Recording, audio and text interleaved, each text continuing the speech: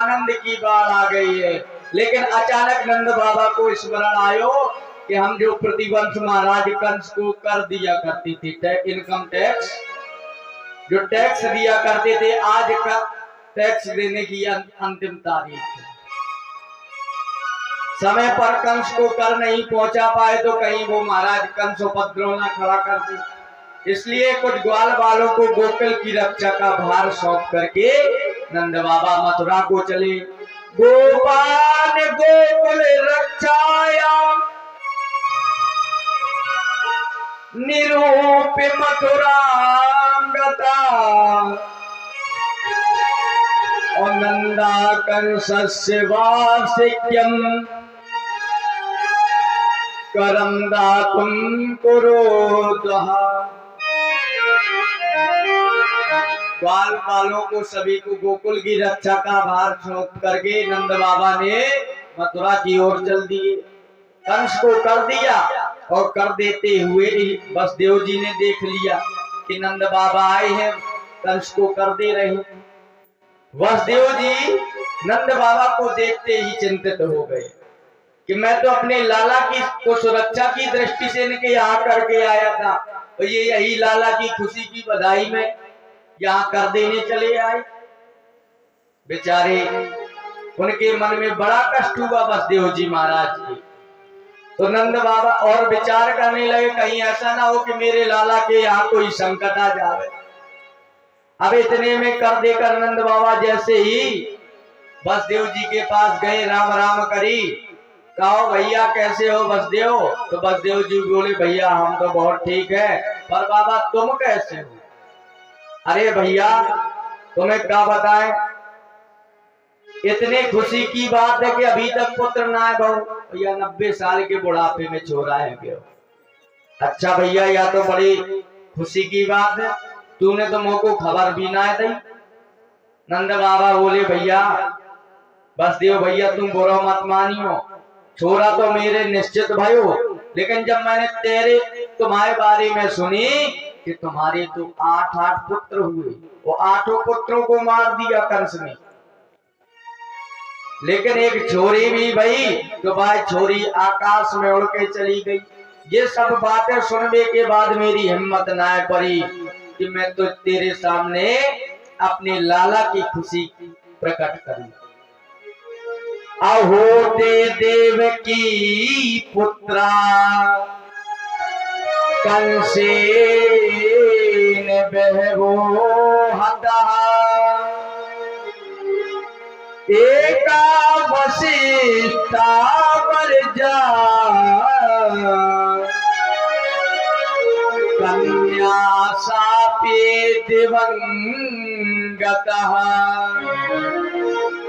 बोले देखिए वसुदेव जी, हृदय में पुत्र के वियोग का शोक है, परंतु नंद बाबा के आनंद की चर्चा कर रहे हैं, ये होना चाहिए। वसुदेव जी कैसा कौन होगा? वसुदेव जी के मन में अपने पुत्रों के मरने का शोक नहीं है। 6 संतानें चली नहीं, कंस ने मार दिया कन्या को भी, लेकिन धन्य है वसुदेव जी जो अपने दुख को छिपा करके दूसरे की सुख की चर्चा कर रहे हैं।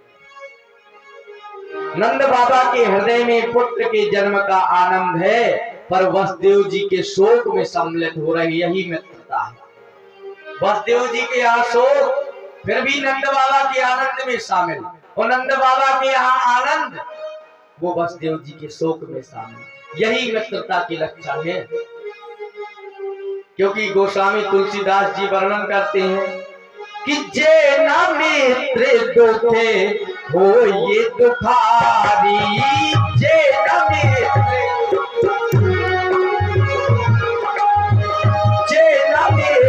दुखे हो ये दुखारी,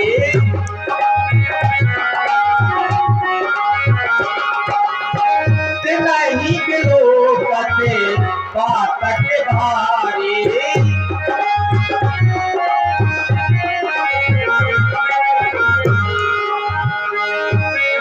जो मित्र के दुख में दुखी ना हो तो ते नहीं बिलो का पातक भारी।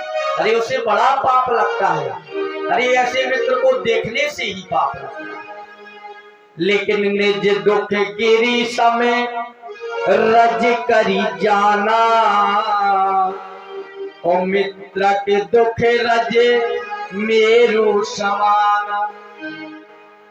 निज दुख गिरी सम, खुद का दुख कैसा पहाड़ के समान, रज करी जाना, भले ही खुद का दुख पहाड़ के समान हो, लेकिन मित्र के सामने जाए तो अपने दुख को कैसा समझे, रज गिरी। निज दुख गिरी समय रज करी जाना, अपने दुख को भले ही पहाड़ के समान, लेकिन जाने कैसे, रज करी जाना, धूल के समान जानना चाहिए। लेकिन मित्र के दुख रज मेरु समान, अगर मित्र का दुख है तो भले ही उसका दुख धूल के समान, लेकिन उसे पहाड़ के समान मानना चाहिए। यानी हमारे कहने का भाव कि मित्र के अपने दुख चाहे जितना बड़ा हो, अपने दुख को हमेशा कम माने, और मित्र का दुख जो है अगर छोटा ही क्यों ना हो, लेकिन अगर मित्र का दुख है तो मित्र के दुख में जरूर सम्मिलित होना चाहिए। यही हमारा मानव जीवन का कर्तव्य है। अनेक प्रकार से दिव्य सत्संग की चर्चाएं हुई, लेकिन इतने में वसुदेव जी को तो ये सब अच्छा नहीं लग रहा था। उन्हें तो अपने लाला की चिंता पड़ी। तुरंत बोले कि बाबा मैंने थोड़ी बहुत ज्योतिष पढ़ी है, पत्रा देख वो भी हम जाने, और आज मेरी ज्योतिष विद्या बता रही है कि आज तेरे ग्रह ठीक ना है बाबा। तेरे ग्रह तो अच्छा भैया ठीक ना है तो काय कह रहे मेरे ग्रह? बोले तेरे ग्रह कह रही है कि तेरे गोकुल में कोई उत्पात होवे वाला है, तुम्हारे गोकुल में कुछ उत्पात होने वाला है, सो तुम इधर उधर मत डोलियो, तू जल्दी जाकर अपने गोकुल को संभाल। ये है वसुदेव जी महाराज का ज्योतिष। ने हम स्तेयम बहुत दिन संयत गोकुल, जो गोकुल में उत्पात की बात करी नंद बाबा की, तो भैया धड़कन तेज हो गई। तुरंत ही माला सटकाते जल्दी जल्दी घर भागी कि हे नारायण मेरे छोरा की रक्षा करियो, हे भगवान मेरे लाला की रक्षा करियो। नंदा पथे बचा सौरे नेम से देव चिंतयन, और हरिम जगा में शरणम उत्पातागम संकिता। रास्ते में नंद बाबा विचार करते जा रहे हैं, वसुदेव जीवन में कभी झूठ नहीं बोलता। यदि बाने आशंका जताई है तो निश्चित ही कोई ना कोई उपद्रव होवे वारो होएगो। हे नारायण मेरे छोरे की रक्षा करियो। भजन करते करते नंद बाबा घर को भागे। तो नंद बाबा घर नहीं पहुंच पाए, तब तक कन्हैया जी की मौसी पहुंच गई। नंद बाबा नहीं पहुंच पाए, कन्हैया जी की मौसी पहुंच गई। कौन? कंसेन प्रहिता घोरा पूतना बाल घातने, शिशो सचार निघ्नन्ति पुरग्राम प्रजा दिशु। नगर ग्रामों में भ्रमण करती करती कौन पहुंच गई? मौसी जी पहुंच गई कन्हैया की। अब आप कहोगे कन्हैया की मौसी, तो भैया ममाने की जितनी हो गए सब मौसी कहलावे। तो पूतना मौसी भगवान कन्हैया की पहुंच गई। पूतना मौसी कैसे पहुंची? बोले शिशुचार निघ्नन्ति पुरग्राम ब्रजादिषु। गांव गांव में भ्रमण करती हुई बड़ा दिव्य सौंदर्य गोकुल धाम में पहुंची। सुखदेव बाबा वर्णन कर रहे हैं, परीक्षा मानो ऐसे लग रही है जैसे बैकुंठ की स्वयं लक्ष्मी जा रही हो पूतना के रूप में। इतना सुंदर ब्रज में रूप बनाकर आई। पूतना के सौंदर्य को जो देखे भैया देखता ही रह जाए। यह हेमा मालिनी कहां से आ गई हमारे गोकुल में, सब देखते चले जाए। पूतना का इतना सुंदर, गोपियों का झुंड बधाई लेकर के जा रहा था। पूतना समझ गई कि निश्चित काऊ के पूत भयो हुए। और पूतना का नाम का है पूतना, जो काऊ को पूत न रहने देवे वो है पूतना।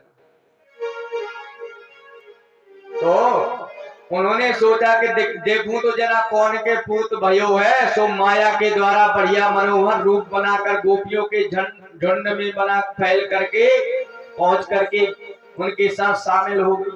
अच्छा, पूतना ने कितना बढ़िया रूप बनाया, कैसे रूप, एक और देवी थी त्रेता में, सूर्पनखा, उन्होंने भी ऐसा। भाई भगवान के पास जो रूप बना के गया है, या तो उसको मारा गया है या बाकी नाक कान काटी गई है। यानी उनका कहने का भाव है कि मेरे पास तो आओ, लेकिन मुझे तेरे कपड़ों का और रूप का मुझे नहीं कुछ लेना देना। अरे मुझे तो ये चाहिए कि तेरा भाव कितना अच्छा है।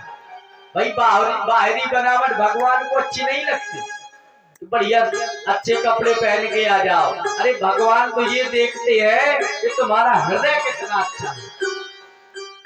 भाई जो बाहर से अच्छा लग रहा है जरूरी नहीं कि वो अंदर से अच्छा हो।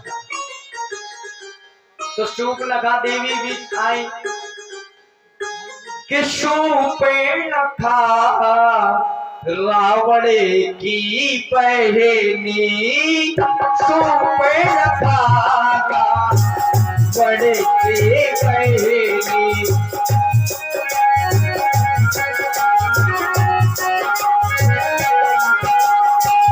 सूर्पनखा बड़े की पहनी,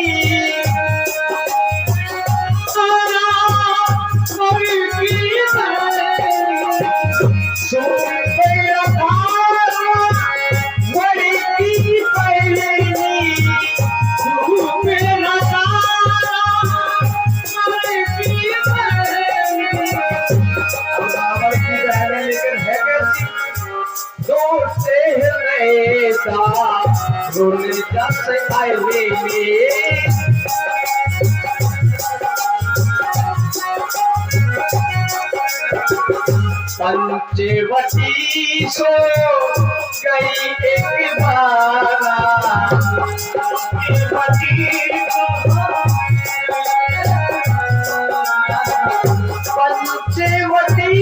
सो गई एक बारा, पंचवटी सो गई एक बारा, देखे निकले भाई जो गले कुमारा, देखे निकले भाई गले कुमारा।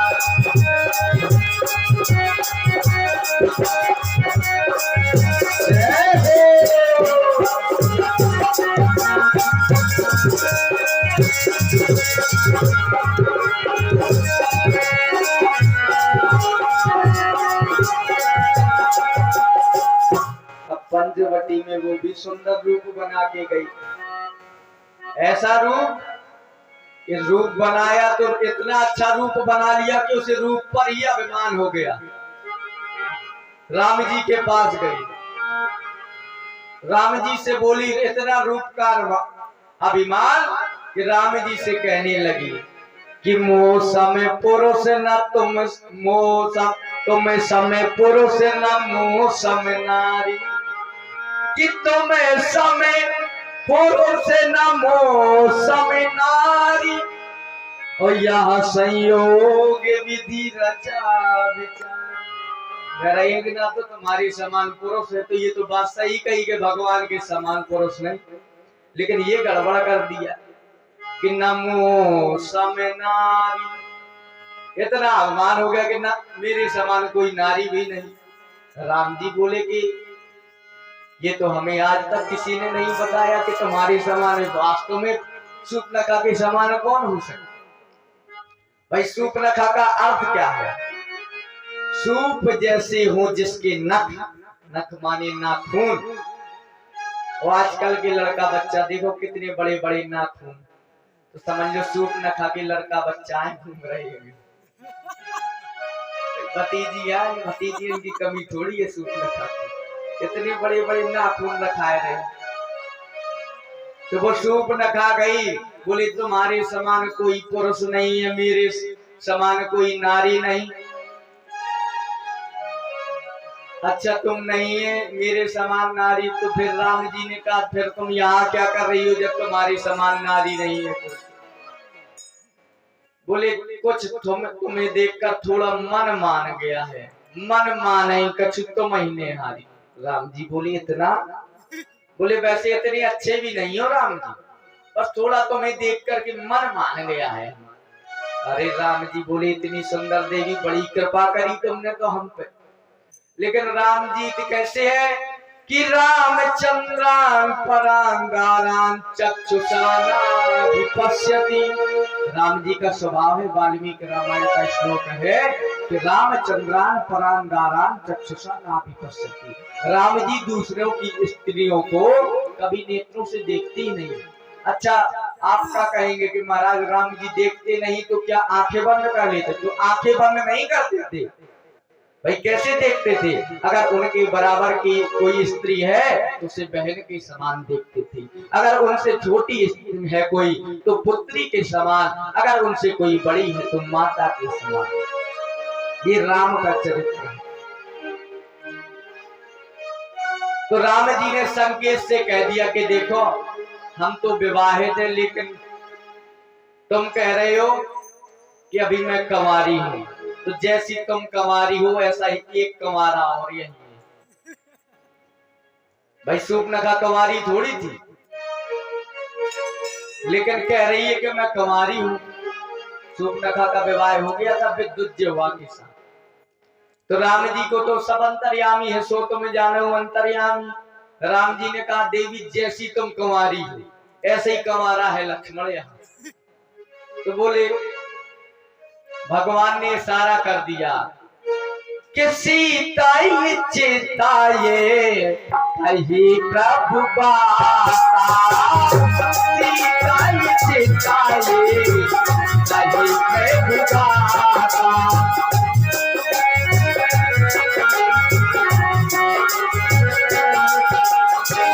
सीताई चिताये कही प्रभु बाता,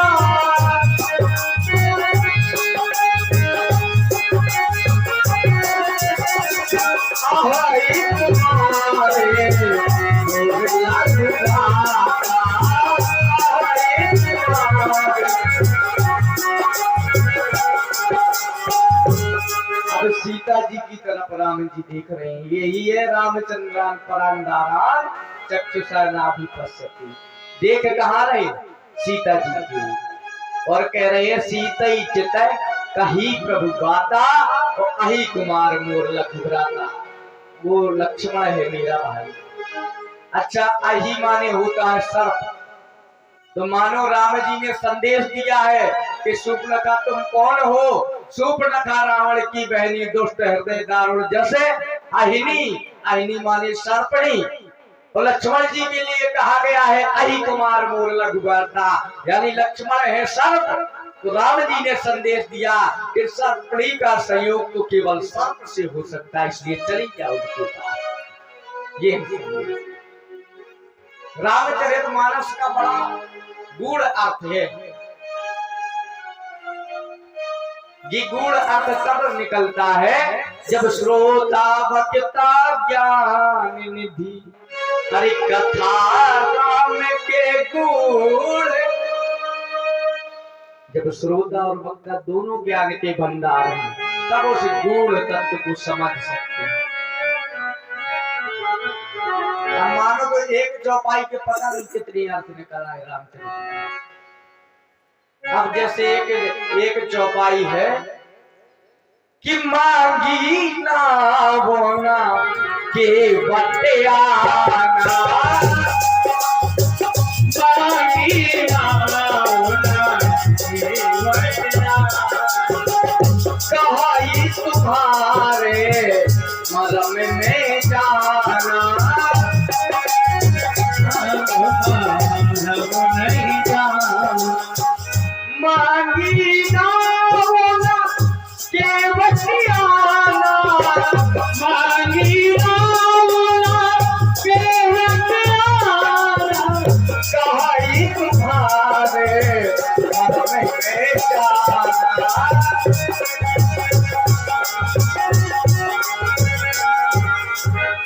एक जगह ऐसे प्रवचन करने के लिए गए थे हम, तो कुछ संतों के बीच में बैठे हुए थे प्रवचन के लिए।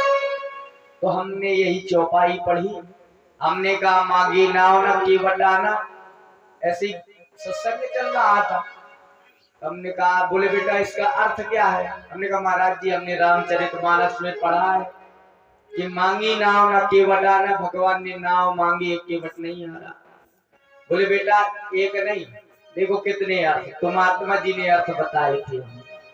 बोले मांगी नाव न केवट आना, नाव मांगी है केवट तुम नाना, और मांगी नाव न केवट आना, नाव नहीं मांगी है केवट तुम आना। देखो केवल शब्द का फेर है कि मांगी नाव न, नाव नहीं मांगी, केवट आना, केवट तुम आना। और इसी में थोड़ा बदल दो कि मांगी नाव ये अलग कर दो, न केवट आना मतलब नाव मांगी केवट तुम ना आना। वो हमने कहा ये अर्थ तो महाराज जी थोड़ा बता दे। बोले एक और अर्थ देखो। अच्छा हमने कहा महाराज जी बताए। तो उन संत ने कहा कि मांगी नाव केवट आना। बोले मांगी नाव न केवट आना, केवट इसलिए नहीं आया क्योंकि एक आना, दो आना, तीन आना, चार आना। अरे तुम बाबा बैरागी के वेश में हो, तापस वेश विशेष उदासी, ये बाबा बैरागियों के पास कहा एक आना दो आना रखा। इसलिए केवट ने सोचा कि ना तो इसके पास आना होगा तो हम हमारा काहे वहां जाना हो। तो रामचरितमानस की बड़ी गूढ़ है। तो ये रामचरितमानस समझ वही सकता है जिस पर राम की कृपा हो जाए। कि सोई जाना जे ते ये जनाए,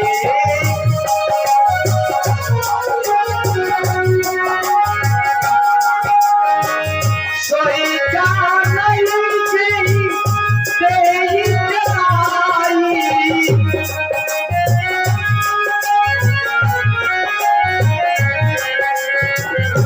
जानत तुम्हारी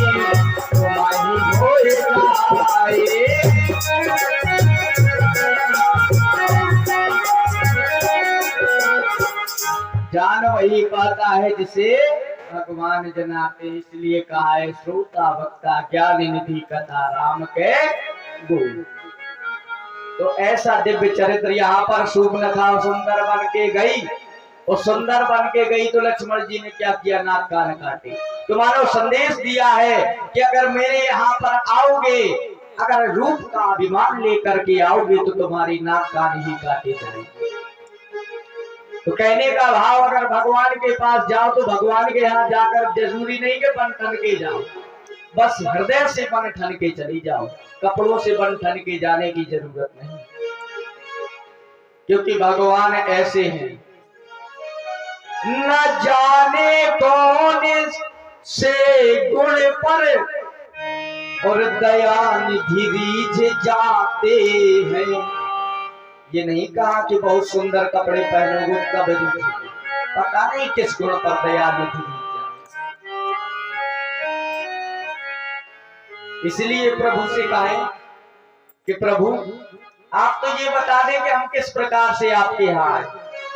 यार पूतना भी गई भगवान के पास बन ठन के गई, तो भगवान के पास जैसे ही बन ठन के पहुंची यशोदा मैया से बोली, यशोदा बधाई हो, हमने सुना है अब बुढ़ापे में दो को छोरा भयो। यशोदा बोली कि नई नवेली चटकीली मटकीली कहाँ से आएगी, आज तक तो ना देखे जब ब्रज में। लेकिन चलो सोचा कि होगी कोई चचेरी ममेरी फुफेरी, और अभी अगर पर्चे पूछ लिया तो कहीं बेचारी को बुरा ना लग जाए। बोले हाँ तुम सबन की कृपा से जाओ, बुढ़ापे में छोरा है गए हो। अच्छा तो लाला तुम मोड़ो दिखाए दे, लाला के नेक दर्शन तो करवाए दे। तो लाला के दर्शन करावे के ताई जब बने यशोदा मैया ते बिने करी, तो यशोदा मैया ने इशारे से कह दिया कि देख अभी अभी हमने सुलाया है बालक, आराम से दर्शन करा। यशोदा मैया अपने काम में लग गई, लेकिन पूतना भगवान के पास जाने लगी तो भगवान तो जाग रहे थे, भगवान जाग रहे हैं, लेकिन पूतना जैसे ही आई तो भगवान ने सोने का नाटक किया, आंखें बंद कर ली। अच्छा आंखें क्यों बंद करी? संतों के अलग अलग भाव हैं कि भगवान के पास जब पूतना गई तो आंखें क्यों बंद कर, तो कहने का भाव पूतना है अज्ञान और भगवान के नेत्रों में है ज्ञान। अगर अज्ञान की आंखें ज्ञान की आंखों से मिल गई तो कहीं ऐसा ना हो कि वैसे ही हो जाए, पूतना की मति ना बदल जाए, तो हमारा जो श्री गणेश करना है तो बिगड़ जाए, ये भाग ना जाए, तो इसलिए भगवान ने नेत्र बंद कर लिए।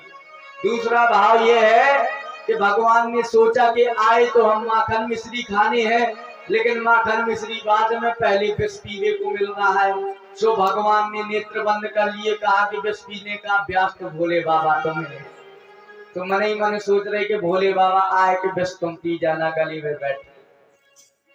अच्छा, तीसरा भाव ये है कि भगवान ने आंखें इसलिए बंद कर ली कि सोचा कि आज से राक्षसी को मारना है हमें, तो श्री गणेश करना है, तो थोड़ा बहुत मंगलाचरण तो कर ले किसी का। सो भगवान मंगलाचरण करने के टाइम आंखें बंद कर ली। अच्छा, फिर आगे भगवान ने आंखें क्यों बंद करी? संतों ने अनेक भाव दिए, अनेक प्रकार से संतों ने भाव दिए। नेत्र बंद करके गाढ़ं कराभ्याम भगवान प्रपीडे और प्राणी समंदोष समन्वितो।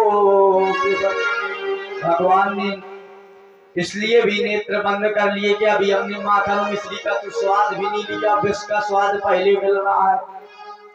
अनेक अनेक प्रकार से भाव दिए। यहाँ पूतना ने भगवान को उठाया और उठा करके घर से बाहर ले गई, तो भगवान ने पहले तो खूब स्तन का पान किया, दुग्ध पान किया, फिर दुग्ध पान करते करते गाढ़ं कराभ्याम भगवान प्रपीडे तथा प्राणी और समंदोष समन्वितो। मानो क्रोध में भगवान को क्रोध आया तो भगवान अब मानो पूतना के प्राणों को ही पीने लगे। भाई प्राणों को पीने लगे तो पूतना को बड़ा कष्ट हुआ, बोले यहाँ तो गलत है, यहाँ तो हमारे प्राण ही जाने लगे। तो पूतना भागने लगी और कहने लगी, लाला सामुंच मुंचालमिति प्रभाषिणी और निष्पीडमान हिल जीव मरमणि।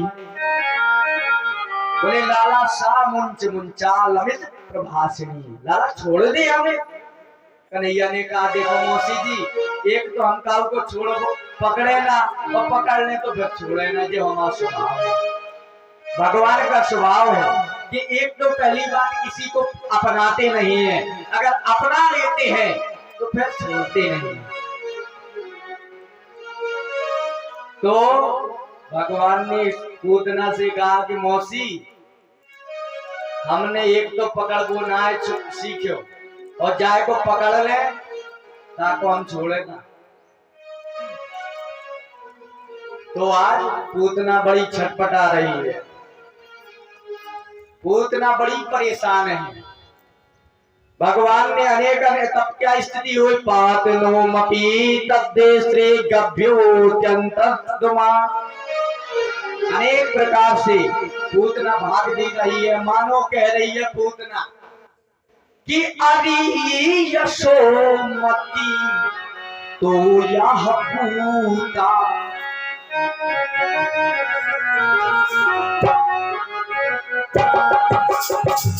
अरि यशोमती तो यह पूता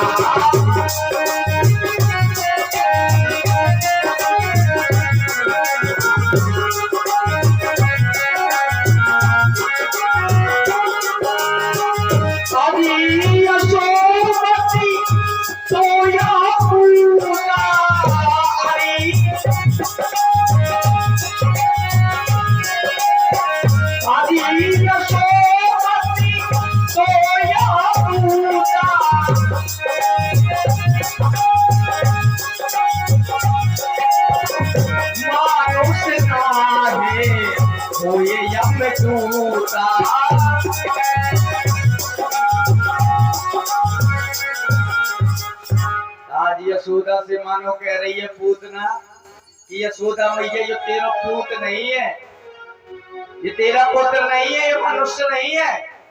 अरे ये तो हमें ऐसा लग रहा है जैसे यम